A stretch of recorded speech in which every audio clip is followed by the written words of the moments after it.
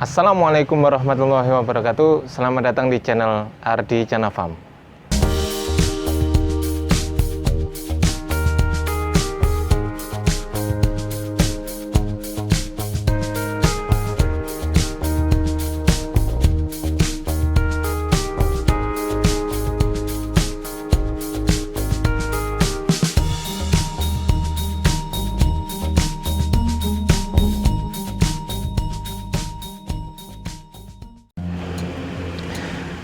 Alhamdulillahirrahmanirrahim. Assalamualaikum warahmatullahi wabarakatuh.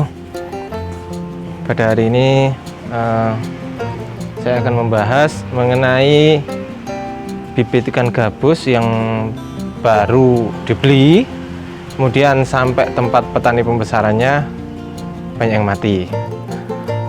Banyak sekali sebetulnya kasus-kasus seperti ini, teman-teman semuanya. Kemarin saya menerima ada kalau nggak salah 3-4 orang hanya dalam satu hari itu chat ke saya memberitahu bahwasanya Mas, ikan gabus saya yang barusan beli kok mati. Sebetulnya ada beberapa faktor ya teman-teman semuanya. Yang pertama adalah faktor dari kualitas bibitnya, itu nomor satu. Jika yang Anda beli itu adalah kualitas bibitnya, mohon maaf, kurang baik, maka ketika sampai di tempatnya panjenengan biasanya juga banyak yang mati karena kualitas itu tadi. Biasanya ciri-ciri kualitas ikan yang baik itu dia lincah. Lincah itu sudah menjadi indikator yang paling bisa kita lihat, bisa kita amati bahwasanya itu adalah bibit ikan yang baik, nomor satu. Kemudian tapi kadang ada juga yang beli bibitnya itu sampai rumahnya beliau itu lincah-lincah, ketika sudah nyemplung kolamnya beliau itu mati dalam kurun waktu di bawah 1 minggu. Jadi seperti ini penjelasannya. Biasanya ada 2 macam pengiriman bibit ikan. Yang pertama menggunakan metode oksigenasi atau oksigen. Jadi menggunakan oksigen plastik kemudian dibungkus seperti itu. Yang kedua menggunakan drum ya. Tapi kali ini saya tidak akan membahas soal itu. Itu nanti akan saya bahas di lain kesempatan. Untuk saat ini yang saya perlu fokuskan adalah kenapa bibit itu mati dalam kurun waktu kurang dari 1 minggu atau kadang yang 3 hari sudah habis. Oke, yang pertama adalah faktor medianya dulu atau kolamnya bapak-bapak semuanya. Jadi ada yang kolam baru jadi, maksudnya kolam semen baru jadi, kemudian hanya dibilas ala kadarnya saja, dibilas, setelah itu besok langsung diisi air, hari itu juga langsung diisi bibit. Nah itu kemungkinan besar akan mati ya bibitnya. Karena kenapa? Karena kita tidak tahu zat kimia yang ada di dalam semen itu semuanya apakah masih di situ atau sudah keluar terbilas.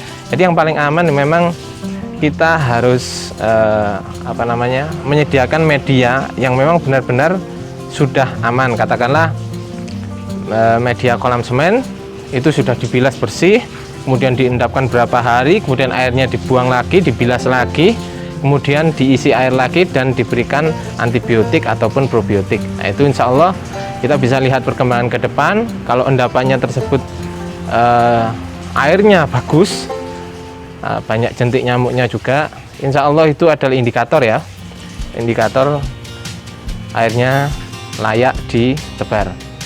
Kemudian itu baru soal media. Yang kedua soal air. Nah ini yang banyak yang ditanyakan bahwasanya ini kenapa mati ya, di Facebook kan biasanya gitu, ini kenapa mati ya ikan saya ya. Ada yang jawab gini, airnya jelek. Jadi seperti ini ya bapak-bapak, airnya itu memang media air itu juga berpengaruh besar untuk sintasan atau kelayak hidupan benih ikan gabus, terutama benih ya di sini yang kita bahas, itu memang berpengaruh besar. Karena apa? Karena dia ibaratnya masih bayi, dia masih rentan sekali dalam perubahan cuaca, iklim dan lain sebagainya. Oke, baik, maka dari itu kepada para petani saya pesan bahwasanya minimal bapak-bapak itu wajib mempunyai 2 alat ukur minimal ya. Kalau mampu beli yang lain juga boleh. Apa itu alat ukurnya? Yang satu adalah temperatur air, yang kedua adalah pH meter. Kalau bapak-bapak mampu atau ada sedikit rezeki bisa membeli amoniak test kit, kurang lebih harganya 600 kalau nggak salah, 600 atau 300 gitu ya, saya lupa.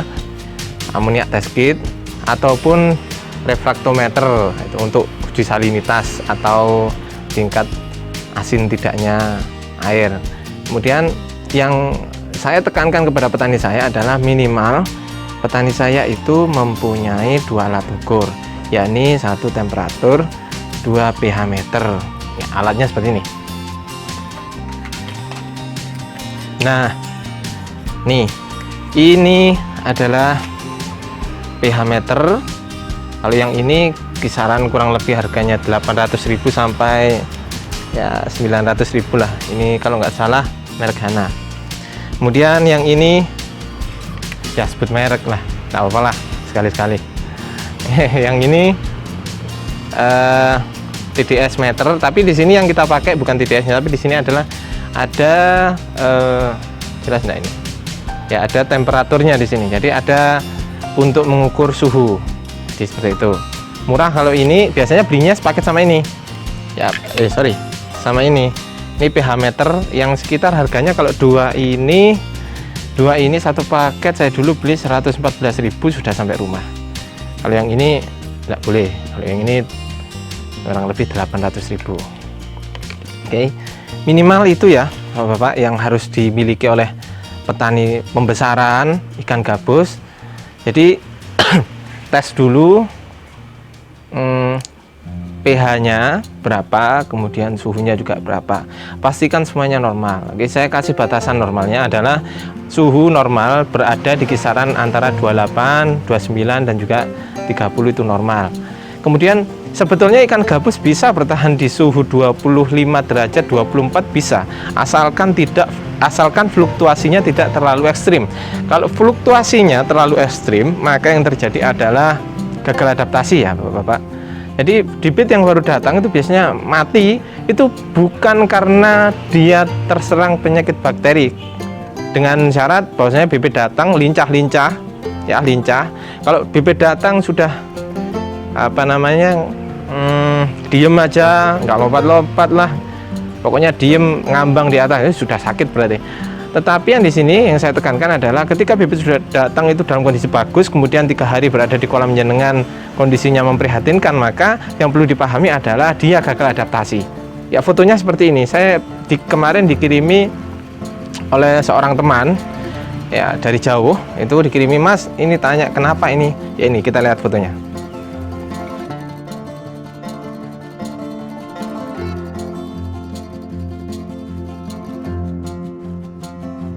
Nah, jadi seperti itu. Jadi yang lihat di foto tadi itu adalah banyak sekali busa-busa ya, banyak sekali busa-busa dari airnya. Kemudian ikannya nggak lama kemudian mati. Itu kenapa ya? Busa itu apakah menandakan pH-nya rendah? Apakah menandakan yang lainnya? Busa itu sebetulnya bisa dijadikan indikator memang. Tapi kalau busa yang seperti itu, saya pastikan itu bukan berasal dari pH-nya rendah atau asam. Kalau yang dari air hujan biasanya asam, gelembungnya biasanya berwarna agak kemerah-merahan, kecoklat-coklatan seperti itu. Tapi kalau itu bukan, itu adalah karena ikannya gagal adaptasi, ya. Jadi ikannya gagal adaptasi. Kenapa kok dia gagal adaptasi? Mungkin pada saat dia beli benih atau mendatangkan benih dari si A, itu air di dalam kantong plastiknya, pH dan suhunya itu berbeda jauh dengan pH dan suhunya yang ada di kolam panjenengan. Ya, maka dari itu perlu adanya aklimatisasi. Atau proses adaptasi. Jadi proses adaptasi itu sendiri, ketika bibit sampai jangan langsung dibuka, tapi dibiarkan dulu di kolam itu, kemudian ditunggu beberapa saat, kurang lebih setengah jam lah. Itu hanya untuk proses apa namanya, adaptasi suhu saja, belum pH. Itu hanya proses adaptasi suhu. Kalau untuk adaptasi pH-nya, ketika sudah 30 menit kita buka ya, kita buka, kemudian kita masukkan air dari kolam itu ke air di dalam kantong plastiknya secara perlahan dan secara terus-menerus. Jadi seperti ini. Nanti insya Allah akan saya praktekkan lah cara-caranya nanti. Tapi ini yang kita bahas adalah masih fokus kepada kematian ikan itu sendiri. Jadi dia gagal adaptasi, kemudian dia ekses lendir. Setelah dia ekses lendir, dari sekian banyaknya ikan gabus itu dan juga tempatnya hanya segitu itu tadi, dia ekses lendir. Kemudian suhunya juga pasti tidak normal kalau hanya dalam wadah styrofoam itu tadi ya teman-teman. Jadi saat dia ekses lendir, semakin dia ekses lendir itu artinya dia semakin berusaha untuk beradaptasi. Semakin dia beradaptasi dan dia berhasil, dia hidup. Tapi jika dia makin beradaptasi, lendirnya terus keluar, maka ketika ikan gabus mengambil nafas ke udara, maka gelembung udaranya tidak mau pecah. Nah, itulah rahasianya.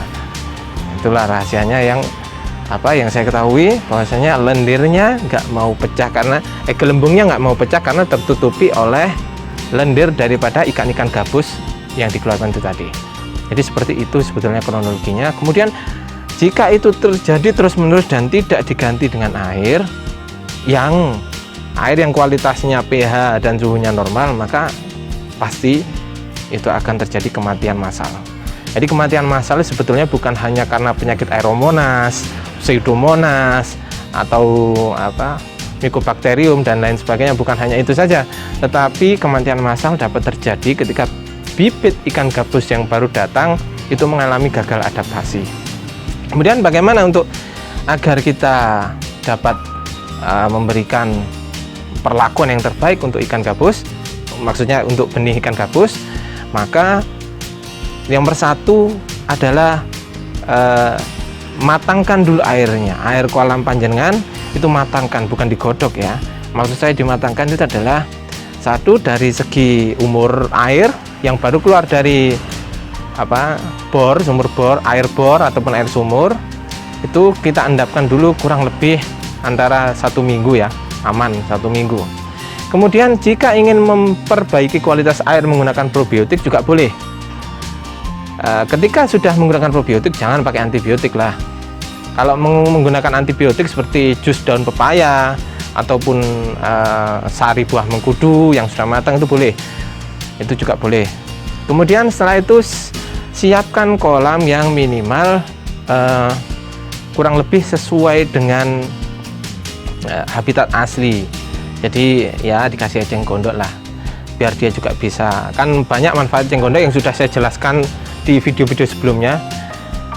Saya lupa judulnya apa ya, pokoknya ada di manfaat eceng gondok. Sebelah sini lah, nanti saya tampilkan sini. Jadi seperti itu. Kemudian kualitas pH dan suhu itu sangat-sangat berpengaruh sekali ya, sangat berpengaruh sekali. Maka jika airnya sudah matang dan bagus, maka biasanya dia sudah berubah warnanya ya, kurang lebih seperti ini. Nah, ini sudah hijau, green water, kelihatan nggak? Ya ginilah. Oke, ini air dari kolam bibit ikan gabus saya, dan alhamdulillah belum ada yang mati. Kalau nggak salah 1 ya, saya lupa, di kolam yang sini di bawah ini. Itu